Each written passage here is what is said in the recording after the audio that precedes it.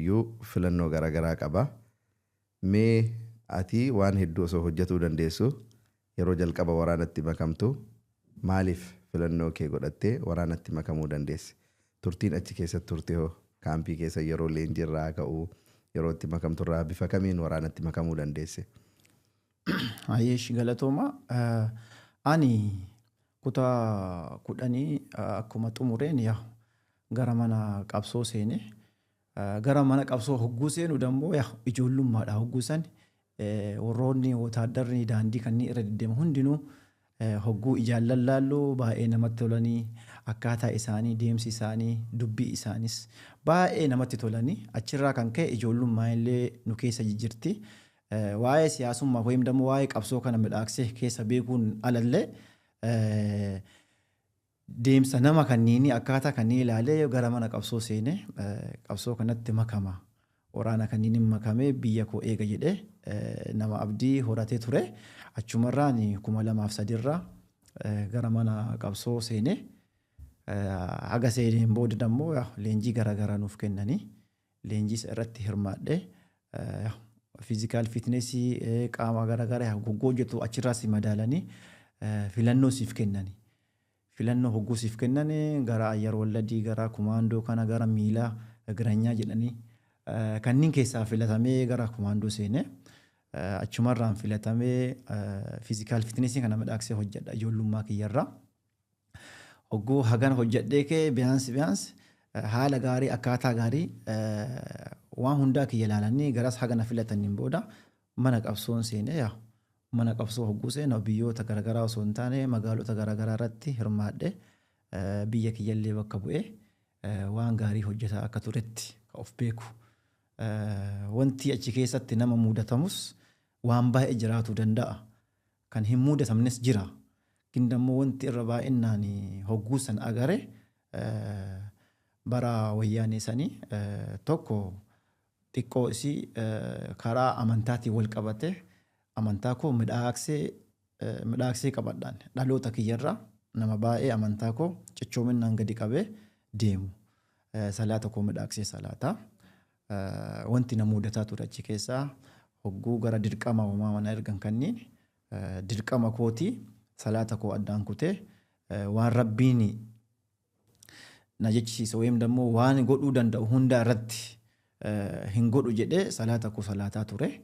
Dirqama irratti wanti tokko na mudataa ture. Warroonni ajajoota warroonni ammoo ajajoota jala jijjiira hundinuu haga na qabanii na hidhanitti. Sabuma salaataa kanarratti na qabaafa guyyaa 5 guyyaa 15 na hidhaa turanii. Maanni wanti guddaan ijoon wanti fuulduraafis haa ta'u ammaafis haa ta'u kan amantaa kiyya naa caalu tokkos hin jiru. Kanarratti dammoo waan midhaaksee gadi qabee deemu. Dirqama hogguu deemu dhokadhee salaataa ajajoota jalaa dhokadheen salaataa hogguu dhokkataa salaatu kana ajajoonni na arguu dhabuu dandeetti. Ijoolleen dammoo isaan wajjin jiran guyyaa walga'ii nu teessisanii waan tokko yaada tokko itti dhiyeessaa. Guyyaa 5 guyyaa 10 15 kanneen na hiisisaa turanii.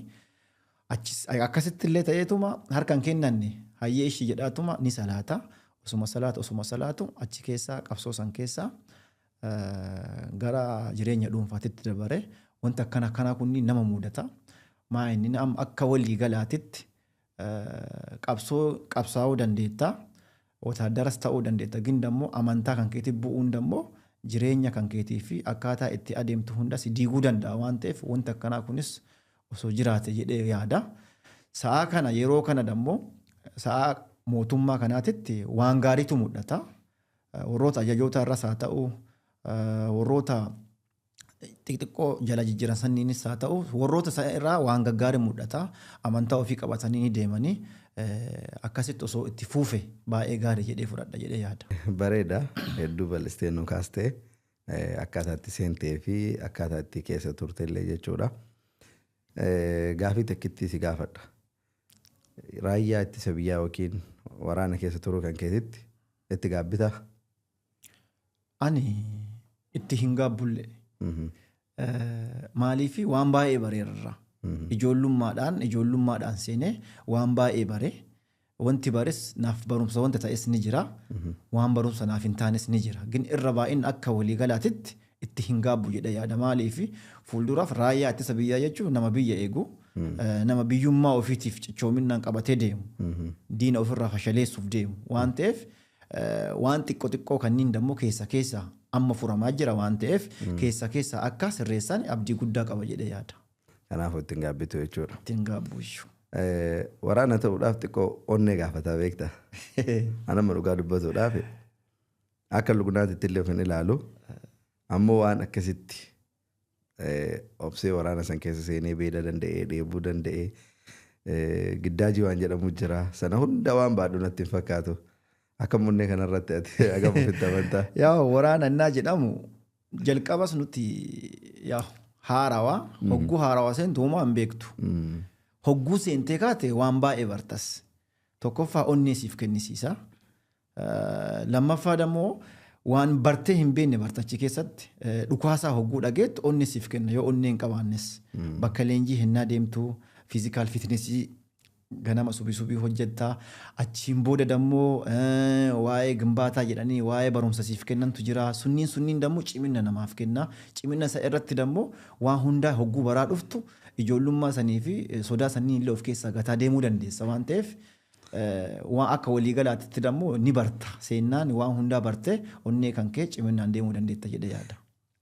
Wanta kittiin asirratti wanta kaasuu barbaadu. Lammiilee amma fakkeenya biyyoonni garaagaraa biyyoonni akka Israa'eel, Iraaniin illee dabalatee Chaayinaa fa'aa biyyoonni hedduun harka caalaa lammiilee isaanii leenjii waraanaa akka fudhatan godhan.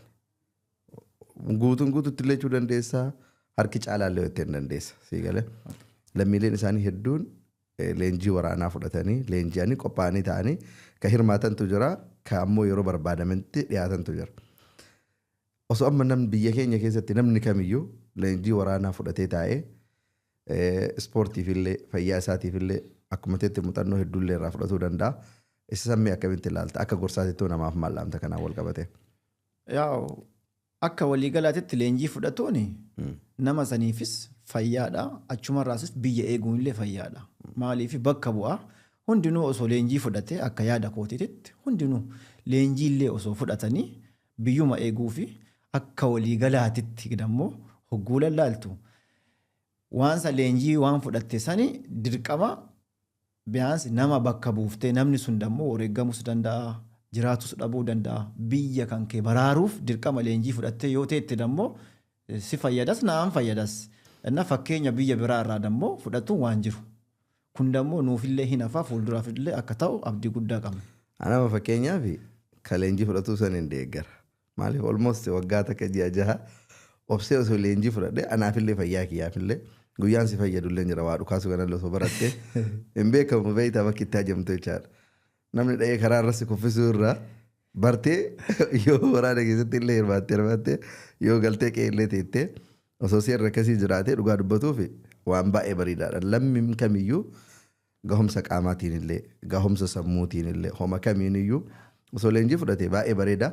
Mee qabxii kana kanumaan keessaa baanee gara jireenya keetii fi gara seenaa jaalala keetiitti dabarru.